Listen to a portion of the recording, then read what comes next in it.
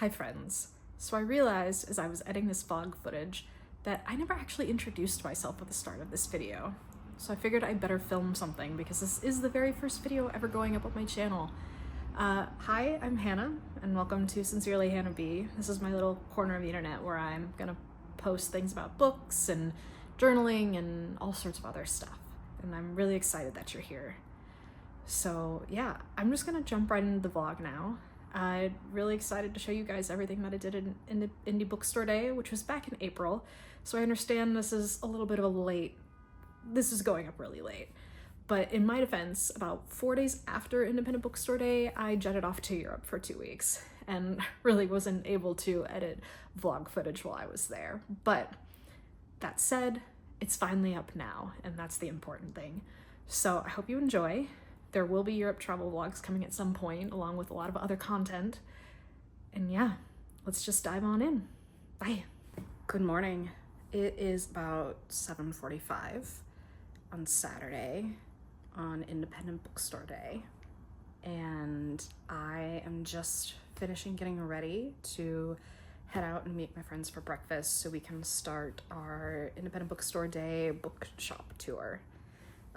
Chicago is such a cool city for Independent Bookstore Day because they have this really great program that a lot of the independent bookstores have put together, where when you go into your first bookstore, you'll get a passport, just like a piece of paper, and you take that passport around with you in all the other shops you go to. And if you get to either 10 shops or 15 shops, you get a coupon or like a little discount card that you can then use at independent bookstores all around Chicago for the next year.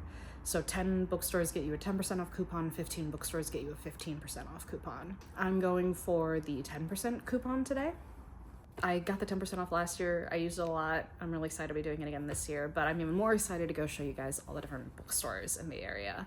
Chicago, I think, has we have dozens of independent bookstores. So for me, I'm only going to be showing you guys some of my favorites, and we're only going to be hitting up just like a very select amount in a select part of the city. So I'm thinking in the future, I'll take you guys to other parts of Chicago. But for today, we're going to be doing a lot of places on the north side. We're going to be hitting up some of my favorite spots, some really genre-focused niche bookstores, some ones that are kind of have been within the city for a really long time. And yeah, I'm really looking forward to it. There's a lot that I'm looking for today. Some of the big hits that I really want to get are Joan Didion's latest work, her posthumous work, Notes to Joan. I want to pick up the sequel to What the River Knows, which I think is Where the Library Hides, by Isabel Ibañez. I want to get that. I want to pick up Grady Hendrix's new book, Witchcraft for Wayward Girls, because I've had friends read it and rave about it. So I'm gonna try to get to that one. There's some like YA kind of fantasy type stuff I'm looking for, like The Rose Bargain is on my list.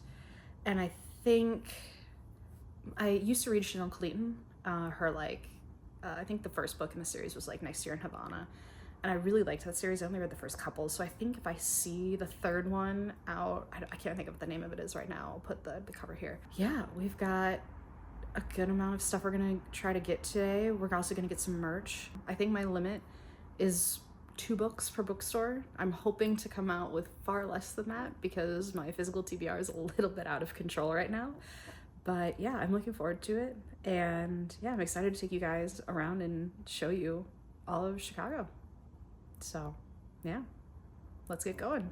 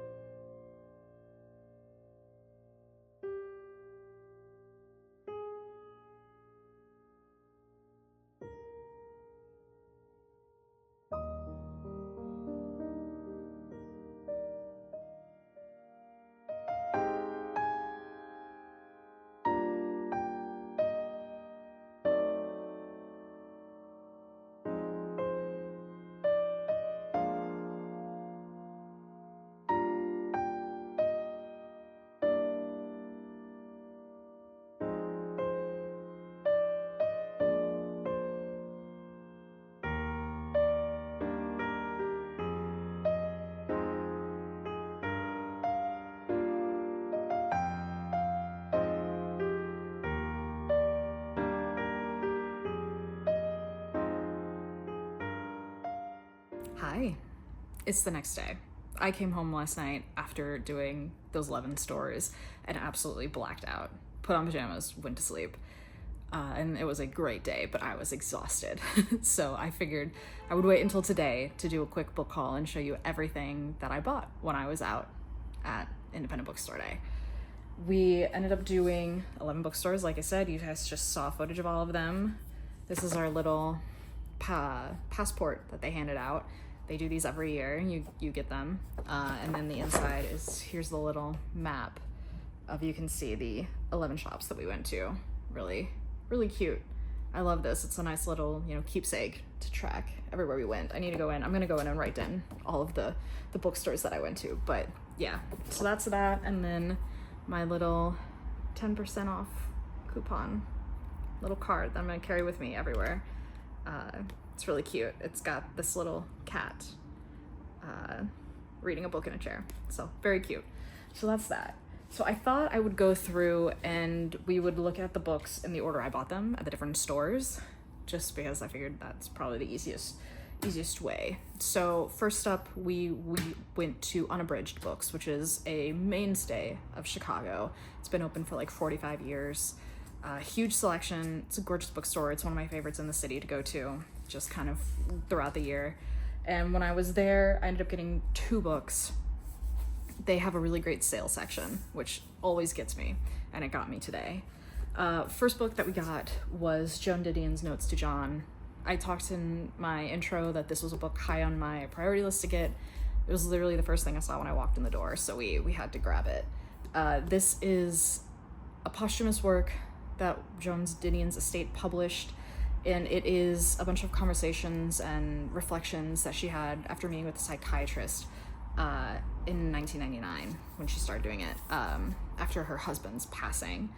And all of this book that was published, it's all of those notes, and they were all put together in a journal that she titled Notes to John. And so I'm really, really excited to read this. It's not as long as I thought it was going to be, but I'm really excited to kind of dive in, because I've always loved Joan Didion's writing, and I love how raw and emotional it is. And I'm really excited to get into this one. So this was the very first purchase, very first book I picked up, and I knew it was going to be a good day when I grabbed this. So in addition to that one, I had to check out their sale sections, because they always have a lot of sale books and a lot of really good stuff. It's just like Overstock and things like that. I always like to check it out, and I managed to get my hands on Colm Tóibín's Long Island. This is a sequel to Brooklyn. I didn't realize this was a sequel until I was reading the blurb while I was standing in line waiting to check out. It takes place, I don't know how many years after. She's in probably, I think, about 20 years later after the events of Brooklyn, and you're following the main character as she has grown children. She has children who are teenagers now, and somebody shows up at her front door saying that a man is saying that his wife is pregnant with Tony, her husband's child, and he's going to give it to Ellis when the child's born, and Ellis has to kind of come to terms with this and all this stuff. So yeah, I'm really excited to read this. I loved Brooklyn. I loved the film adaptation too. Saoirse Ronan, I think, was beautifully cast, and I'm excited to kind of get back into this. So yeah, so this was book number 2 at Unabridged. And from Unabridged, we headed over to The Last Chapter Bookshop, which is a romance bookshop here in Chicago. Again, another one of my favorites. I go there all the time, and I love just being able to support them and all of that. And I was looking at their shelves, and I didn't really have any too much specific romance that they had in stock that I was looking for, but they did have a whole table of blind date with a book stuff. So I figured, why not get a blind date with a book? So this was the packaging it came in, which is super, super cute, little washi tape and everything. The blurbs were friends to lovers, forced proximity, summer vibes, and second chance. And I like friends to lovers. I know this is a controversial take. I know that I think I'm in the minority, but I love a good friends to lovers. I really do. Especially if it's childhood friends to lovers, Anyway, so that was the packaging that it came in. And then the book itself, I had never actually heard of, but it's called The Infinity Between Us by N.S. Perkins. And it sounds relatively interesting. I don't think this is something I would have picked up on my own, but that's kind of the beautiful thing about blind date with a book, right? That's the beautiful thing about that whole thing, is it turns you on to things you may not consider. In this, you're following Violet and Will, and they would spend summers together, and then an event happened that tears them both apart, and now 5 years later they're coming back to the same place, and I think are kind of dealing with the fall and the consequences and the fact that they never really got over each other. So it should be really cute. It'll probably be something I read this summer when I'm just like sitting around the lake or something, but it is pretty cute. And this edition is a last chapter exclusive edition, which is also very cool. Last Chapter does a lot of those. So yeah, that was what I picked up at Last Chapter. And then up the street from Last Chapter is Roscoe Books, which is another great shop. It's really small on the inside, but they have a really, really great selection. They have tons of cookbooks. I think they have a huge shelf of cookbooks and a lot of like Chicago related books. But while I was there, I was just kind of wandering around checking things out, and I saw that they had One Dark Window by Rachel Gillig. This has been on my radar for a really, really long time. I've heard so many people talk about this duology and how great it is. I have her book, The Sword and the Moth, on pre-order. That's coming out in May, probably by the time this is posted, because this is going to go up super late. But this duology sounded really good. And in this, you're following Elspeth, and she needs a monster to stay safe in this kingdom of Blunder. And then she meets a mysterious highwayman, and it kind of throws her life into chaos, and that's all I really need to know. The cover's stunning. I'm really, really excited about what's gonna happen in this book. I, again, heard such great things about this duology, so really excited to get into this one. After that, we headed over to a bookstore I had never actually gotten a chance to go to before, and that's Bucket of Blood. It is a horror themed bookstore. They do other things other than horror. It's also a record store. Really cool storefront, really interesting on the inside. Would love to go spend some more time there and actually look through their records, because I didn't get much of a chance to do that. But thankfully, they had one of my other big purchases that I wanted to make today, and that was Grady Hendrix's latest, Witchcraft for Wayward Girls. One of my best friends read this, raved about it, loved it. I have had hit or miss experiences with Grady Hendrix. I read How to Sell a Haunted House earlier this year. Didn't love it, but liked the characters and the writing style. It's just the story and the plot and everything that happened I didn't vibe with. Also read The Final Girl Support Group, liked that one. And my favorite is still Southern Book Club's Guide to Selling Vampires. But this one I've heard really, really great things about. People are saying it's kind of Grady returning to form. In this, you're following a bunch of teenagers who are pregnant and are staying at this house called Wellwood in Florida, where they're kind of, I think, being kind of sequestered until they can have their children, because obviously it's set in the 50s. It's set in 1970, not in the 50s, in 1970, but abortion is obviously not, like, super available at this point in time. And then I think a woman shows up and gives them a book, a mysterious book that kind of gives them witchy powers, and they kind of use it from there. Again, heard great things, really excited to get to it. Great, even though his books tend to be really long, they're thick. I feel like they read really easily, they read really quickly. I usually fly through them. So yeah, really excited to get into this one. I don't know if I'll save it for the fall, for like October Halloween-y read, or if I want to get to it sooner. We'll have to see. After Bucket of Blood, we headed over to another bookshop that I went to for the first time last year on Independent Bookstore Day, and that is Skunk Cabbage. They are a bookstore that focuses on, they have all sorts of genres, but they do a lot of environmental nonfiction and just a large nonfiction selection overall, which is really cool. I actually didn't end up getting any nonfiction there because I didn't really have, I have nonfiction that I want to read, I just didn't have it on a list, and going through nonfiction and trying to figure out what I want to pick from my list is a whole thing. So I ended up just checking out their fiction shelves, which are also really well stocked, and I grabbed Blue Sisters by Coco Mellors. I still have not read Cleopatra and Frankenstein, though I have it on my shelf, and I'm planning on reading that with a friend probably sometime this summer. But my friend who I'm gonna buddy read that with, read this, really liked it, and said I probably would like it. So I figured, why not grab it, give it a try. It's a lot shorter than Cleopatra and Frankenstein. In this, you're following, there were 4 sisters, and then one died. And I think it's following a year later. You're following the other 3 sisters who have survived, and they all kind of are coming back together and dealing with the trauma and the fallout of their sister's death. And that's really all I need to know about it. It's fascinating to me. Like, I love sisterly dynamics. As somebody who has a younger sister, I feel like I just really enjoy exploring that whole thing. But yeah, don't know. I think we'll probably, I don't know when I'm gonna get to this one. This might be a good summer read. I feel like this might be a good, like, lay by the lake and read type thing. So yeah, grabbed that. I kind of limited myself to 1-2 books at every bookstore, and you can see it. I was doing pretty well. I only walked out, I didn't actually give a total. I walked out, we went to 11 stores, and I walked out with 10 books. So I did less than a book per bookstore, which I'm very proud of myself for. Last year, I walked out with 17 books, and I'm still trying to get through that backlog. So proud of myself for that. We went to another bookstore called Volumes, which is a really cool shop. I didn't pick up anything there. They also have a cafe in that store, which is really nice. I want to go back and kind of explore. They do a lot of used, they have new and used kind of mixed on the shelf, and it's one of those stores that you just need to kind of spend a little more time looking through, and we were kind of obviously running on a tight ship, and so we just didn't get a chance to check it out much. After Volumes was Passages, and Passages was one I was really excited to do. Passages is a bookstore and wine bar in one. We didn't get a chance, I didn't drink anything while I was there because, again, time crunch, and they were really busy, but it's a really cute shop on the inside.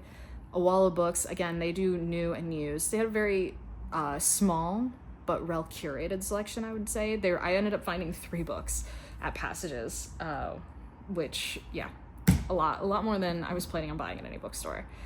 But it was really cute. I really want to go back. I think my friends and I are going to try to go back maybe this summer and actually just kind of like hang out and drink wine and enjoy the vibes and everything, because you guys saw the interior. It's very cute. But in terms of the books that I got there, we got 3.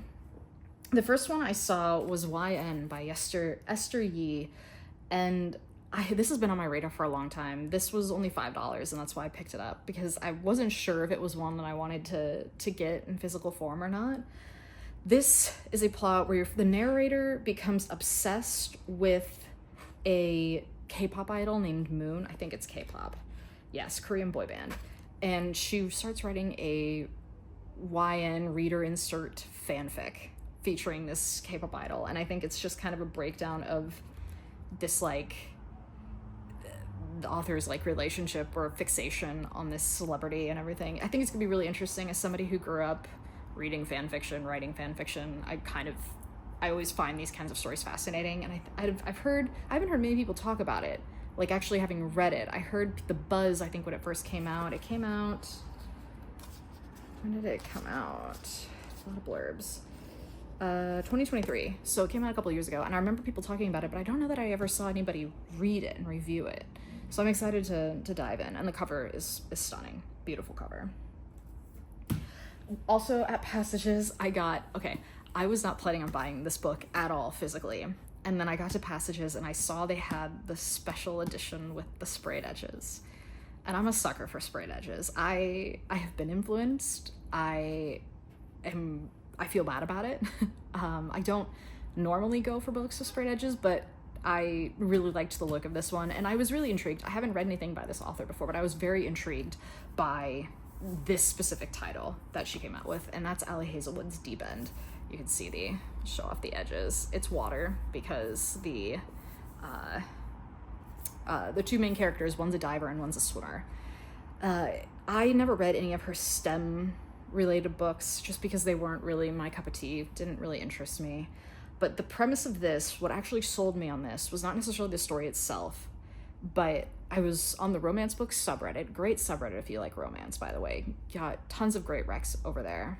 But I was reading somebody who was talking about this book, and they're talking about the thing that really connected with them is one of the characters, I guess, talks about control, because there's BDSM elements to this, which I've never really read before or explored. I don't know. So that's going to be a new foray for me in terms of really exploring that. But they talk about how giving up control, and one of the characters giving up control and what that means and all that, and they said it was like a really great explanation that connected with them in a way that never connected before. So that kind of what sold me on it. So I just figured, you know what, why not grab it. and just see how it goes. And if I like it, great. And if I don't, oh well, yeah. So, Deep End. Well, this I feel like I'm probably gonna get to sooner rather than later. This feels like definitely a summer read, for sure. And the final book I got at Passages was a sequel that I had been wanting to get my hands on, and I actually hadn't seen at any of the other shops, really. I didn't look at Unabridged for it, which probably would have had it, because normally they have everything. They have probably the best inventory of most bookshops in Chicago. But that is Where the Library Hides by Isabel Ibañez. I read the first book in this duology, which is What the River Knows, around Christmas of last year, and I really enjoyed it. It's just a fun book. Like, it's very YA, it's very unserious. I mean, it's very dramatic. The characters read like teenagers, and that's fine with me, because that's what I expected from this. And the ending was so wild, I was like, I need to read the sequel as soon as possible. So I managed to get my hands on a hard copy of it. The cover is stunning too, by the way. Obsessed with this cover. But I don't want to say anything about this because I'm afraid it'll spoil things, but the first book is set in Cairo. You're following a girl whose parents have gone missing. She goes to Cairo. Her parents live in Buenos Aires normally. She goes to Cairo and to try to find out what happened to them. Her uncle is there leading an expedition, like an archaeologist dig, and she kind of starts finding out that maybe things aren't quite what they seem. It was really wild, really fun. I just had a good time with it. Was it the best thing I've ever read in my life? Absolutely not. But it was fun. And sometimes that's all a book needs to be, is just fun. So we're gonna get to this one very soon, probably maybe in May. Maybe. It might be that soon. And then from there, we ended up going to Semicolon Books, which is a shop that I can't remember even where the location is now. But they're a really cool shop. It's a nonprofit, and they did a whole block party. So there was like food trucks set up, and they had like this whole like living section outside that they had set up. It was really cool. I didn't end up getting anything there because they had a pretty limited selection, and there wasn't anything that like super spoke to me. But it was a really cool experience, and they are currently renovating their space. So that renovation, I don't know how long it's going to take, a few months, but once that renovation is complete, I definitely want to get over there and check it out in the store, because I haven't actually been inside that location. From there, we went to the Newberry Bookshop, which is actually located in a library. It's a very cool little, like, it's just kind of your typical, like, bookshop within a library, I guess. They had kind of, I ended up not getting any books from there, but I did get some stickers, which I don't have on hand. I will insert some footage of them. They're really cute. They had a really great sticker selection. Probably one of the best selections of the day, actually. It was just really, really fun and really cute on the inside. Lots of nonfiction. So really enjoyed that, but didn't buy anything. We also hit up Slant of Light Books, which is a brand new shop. I think they've been open less than a year. Really cute location, kind of, you guys saw, we kind of had to go downstairs, and it's just this like small little like galley space. Loved it. Really want to go back and check it out more. I just had a really great vibe. And then the final bookstore we went to was one that is in my neighborhood. It just opened, like, I want to say a month or two ago, very short time ago. It's called Lilliput Books, and it's so cute. I love it. The owner is super sweet. She has a really great selection, really good selection of books. And I actually ended up buying one from her, and that was Rebecca by Daphne du Maurier. I have read this book multiple times. I love this book. I have been wanting to get my hands on a copy of it that I could annotate, because I only have really special edition covers and editions of it, and I really wanted one that I could sit down and, you know, take a pen to like really, really annotate and leave my notes in, because this is my favorite book of all time. I love Rebecca. If you've never read Rebecca, you're following an unnamed narrator. She's on vacation with this woman that she basically like is like a maid for, and she meets this man named Maxim. Maxim is very wealthy, recently widowed, and kind of mysterious. He kind of becomes not obsessed with the narrator. They kind of fall in love. He proposes marriage, and they go off to Manderley, which is his estate back in England. And when they get to the estate, the narrator kind of finds out that Rebecca, his ex-wife who has passed away, maybe isn't quite as dead as she seems. It's a great book, beautifully written, Love this book so much. And it's time I go back and do a reread. So I think this might be a fall book to actually reread and annotate. So yeah, really happy I got this edition. There's not a lot of great Rebecca editions out there. There's like the mass market paperback has this like big rose on it with like gold foiling and everything for the words, and it's just kind of silly looking. But that was the first edition I read. And then there's like a Gates with the Gates of Manderley with like Rebecca written in blue, which I don't love the look of that, but this one I do like. I like this edition. This is the Bayback Books edition. Yeah, so I'm excited to get into that. And with that is all the books that I bought at Independent Bookstore Day that I physically have.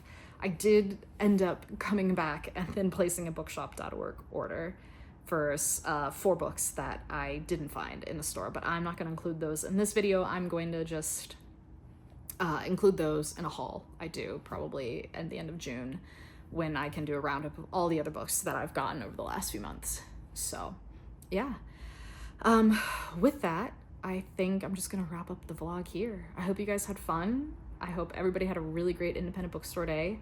By the time you watch this, it's probably going to be a month after, because I am leaving, while I'm filming this, I'm leaving in 4 days to go to Europe to celebrate my birthday with my best friend. We're doing 5 days in London and 5 days in Paris. So I'm excited to do that, but it also means that I'm not gonna have time to put all this footage together. So I hope everybody had a great Independent Bookstore Day. I hope you guys are having a really great end of spring, almost beginning of summer. I hope the weather's really nice and you guys are getting a lot of reading done. And I will see you in the next one. Bye.